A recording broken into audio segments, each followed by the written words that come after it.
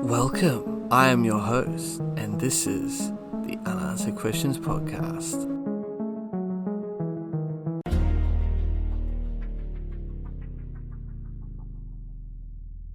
Hello everyone, and welcome to another episode of my new podcast, Unanswered Questions, where every week we will endeavour to discuss a mysterious unsolved case that has many lingering unanswered questions. So I hope you enjoy, and as always, leave me some feedback on what you think about the show, and rate it as well. Now on to the show. This week we'll be talking about Clarence and Geneva Roberts. So, Nashville, Indiana, population 700, is located in the American heartland. It has been described as a Norman Rockwell painting brought to life. End quote. Everyone knows one another there, so there are very few addresses and even fewer secrets. It is a community in the best sense of the word. Two of its most illustrious citizens were 52-year-old Clarence Roberts and his wife Geneva. But in fall of 1970, the couple became embroiled in a firestorm of controversy, betrayal, and murder. On the night of November 18, 1970, a fire raged out of control behind the Roberts' fashionable home. When the ashes had cooled, a body was discovered and identified as Clarence. 10 years later, however, on November 29th of 1980, another fire blazed. Two more bodies were discovered. One was Geneva, and the other was again identified as Clarence. But how could a man die twice? Today, the people of Nashville still wonder what really happened to him. Detective Sergeant Don Custer of the Indiana State Police talked to both detectives that investigated the second fire. Based on what they told him, he believes that Clarence died in the second fire. Clarence's nephew Bob White believes that he died in the first fire. Clarence's sister-in-law Alberta Roberts, however, believes that he is still alive. The mystery of Clarence's death still haunts those who knew him. In the 1960s, he embodied the American dream. A former sheriff and a board member of the Nashville State Bank, he seemed to have it all. But something went wrong for him. His dreams became twisted into a nightmarish saga that has gone on for decades and still continues today. In the 1960s, Clarence owned a prosperous hardware store along with his brother Carson. He was well respected and seemed to be friends with everyone. He and Carson worked together for about 22 years. Carson recalled that he always seemed happy, enjoyed working, was friendly, and always got along with people. He was a hard worker who put a lot of hours in at the store, and Bob recalled that he was very helpful and would help anyone in need. Clarence and Geneva had been married since 1941. She came from a poor family, but together they rose in Nashville society. With 4 sons and a successful family business, they seemed to be the perfect couple. He soon reached the 33rd degree of the Masons, a rank commemorated by a ring which he wore proudly. Clarence was one of only 3 men in the entire country to attain 33rd degree status by the Masonic Lodge. The honour is bestowed on members who feel they've made a major contribution to society. However, his appetite for the good life soon became to consume him. He purchased 3 luxury cars and an expensive and fashionable home. Behind this facade of wealth were heavy debts. Alberta recalled that his personality changed greatly around this time. She described it as turning a light on and turning a light off. End quote. To finance his extravagant lifestyle, Clarence sold his hardware business and gambled everything on 2 property investments, an apartment building and several grain elevators. These investments, however, failed. He also submitted altered and/or fictitious bills to an insurance company regarding the apartment. By fall of 1970, he knew that he was in serious trouble, and in October, 1 month before the first fire, Sheriff Warren Roberts, Clarence's own brother, repossessed 2 of his vehicles. Clarence and Geneva were left desolate and desperate. Bob recalled that Clarence had become depressed and possibly suicidal around about this time. At 6:20 p.m. on the night of November 18th of 1970, firemen arrived to find the garage barn of the Roberts home ablaze. The heat was so intense that they stood helplessly by as the structure burned to the ground. When the fire had cooled, they made a grisly discovery. A body burned beyond recognition, laid beneath the rubble. A half-melted shotgun was by its side. The body was so badly burned, it was difficult to identify it as human. Jack Bond, the county coroner, feared that Clarence had finally paid his debts by taking his own life. When the body was found, Jack assumed that he'd shot himself. He figured that he had too many worries in his life, so he decided to commit suicide. When they arrived at the funeral home, they started looking for gunshot wounds. However, they were very surprised not to find any, and the police wondered how Clarence's suicide could have been accomplished without a gunshot wound. To make things a little bit more complicated, an autopsy later determined that the cause of death was carbon monoxide poisoning, which occurred prior to the fire.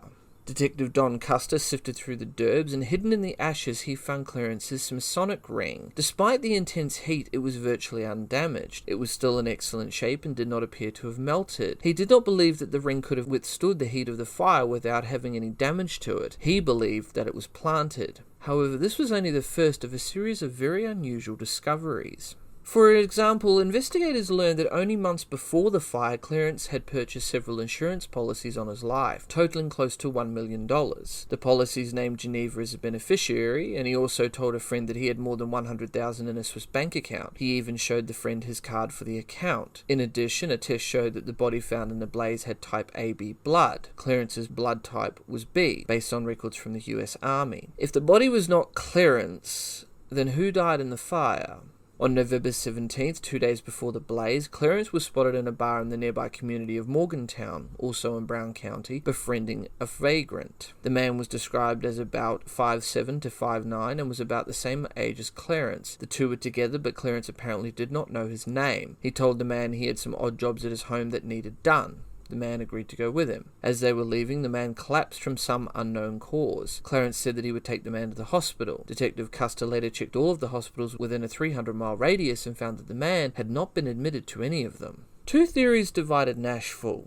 One that Clarence had killed himself, and another that he had murdered the vagrant in order to collect the insurance money. It is even claimed that he watched from the woods as the flames destroyed the evidence of his crime. Bob believes that Clarence was suicidal, however he does not believe that he was homicidal. Alberta, on the other hand, believes that he was definitely capable of murder.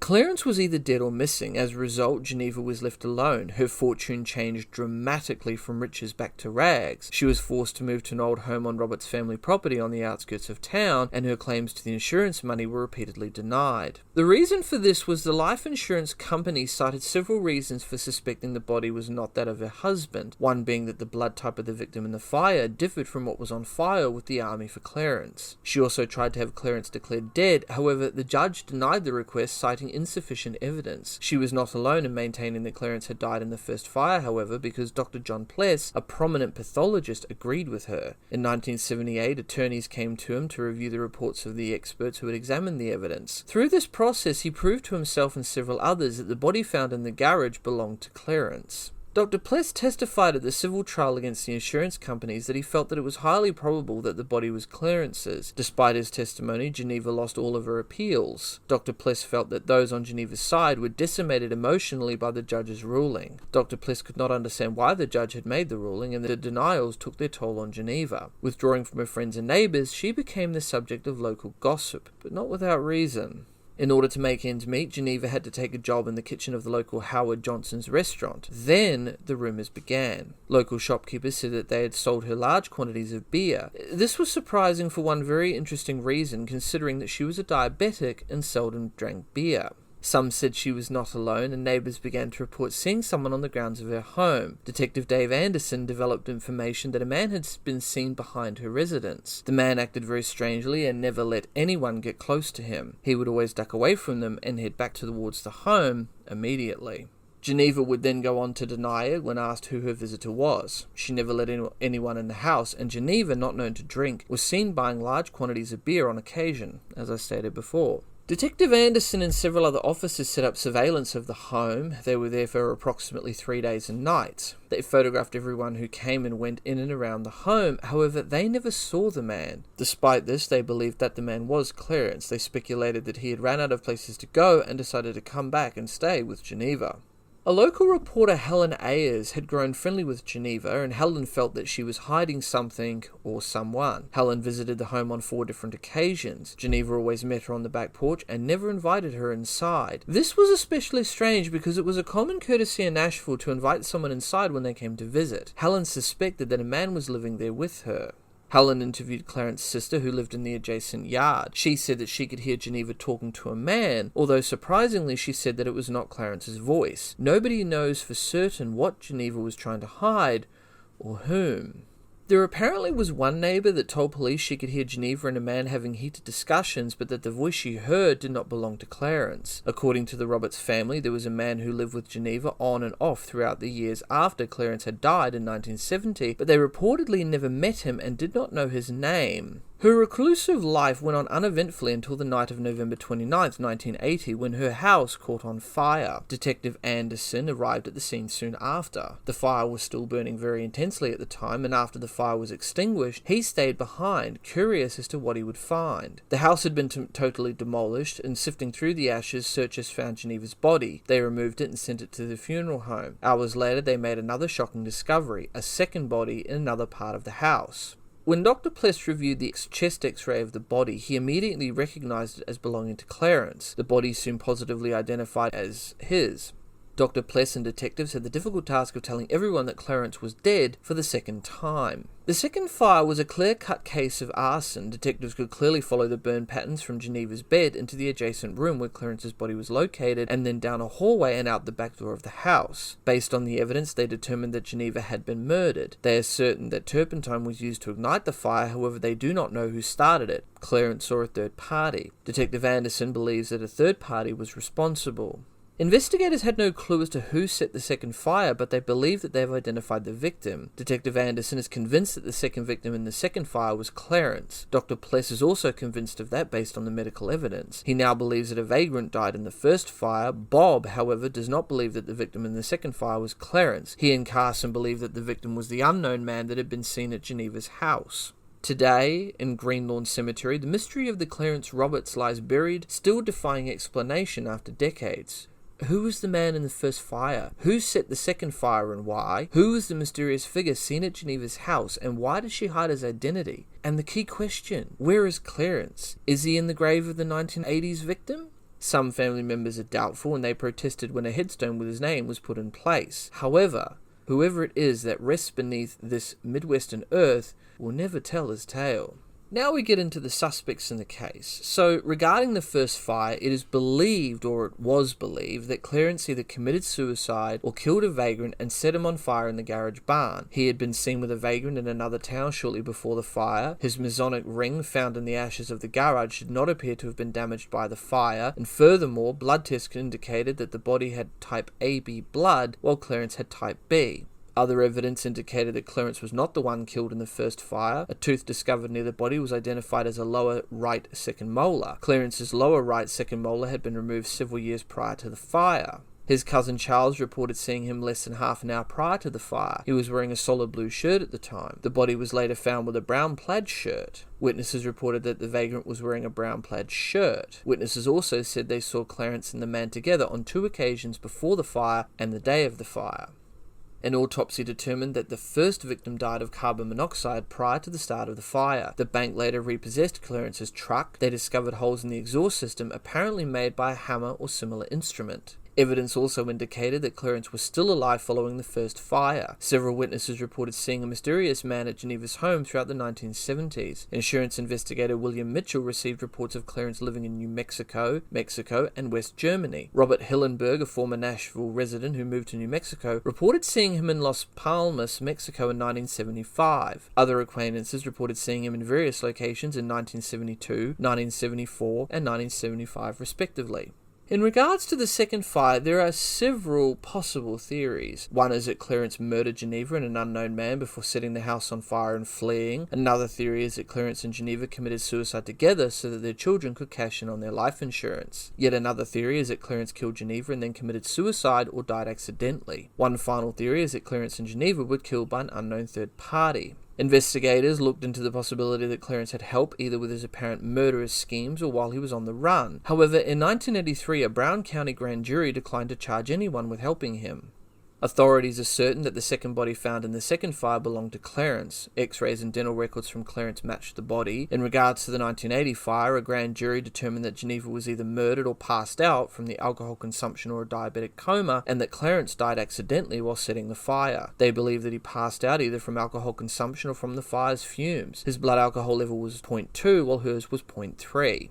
Authorities are also certain that Clarence was responsible for the murder of the first victim. In fact, a grand jury indicted him for kidnapping and murder in 1975. However, the victim's identity remains a mystery. Authorities looked into the possibility that the first victim was a 38-year-old drifter from Kentucky named James Woodrow Hatcher, who vanished in 1968. However, X-rays on James's body were not a match to the victim.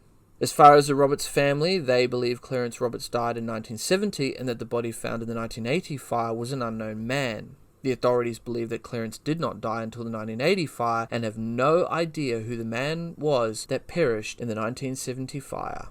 With that, this case remains open, but with many unanswered questions that still remain unanswered. Please rate this show and let me know what you guys think about this and the many other cases I've covered. You can follow me on all major social media platforms, YouTube, BitChute, Dailymotion. I'm also on Twitter and Instagram. Links are all down below in the description. If you have a case you'd like me to have a look at or cover, don't hesitate to send me a message. I'm your host, and this has been the Unanswered Questions podcast. Until next time. Next on Unanswered Questions. The deaths of Joseph Mazinski and Noel Snowley were also linked to a series of strange warning notes which were sent to a variety of people, including the New York Police Department and the New York Evening Journal.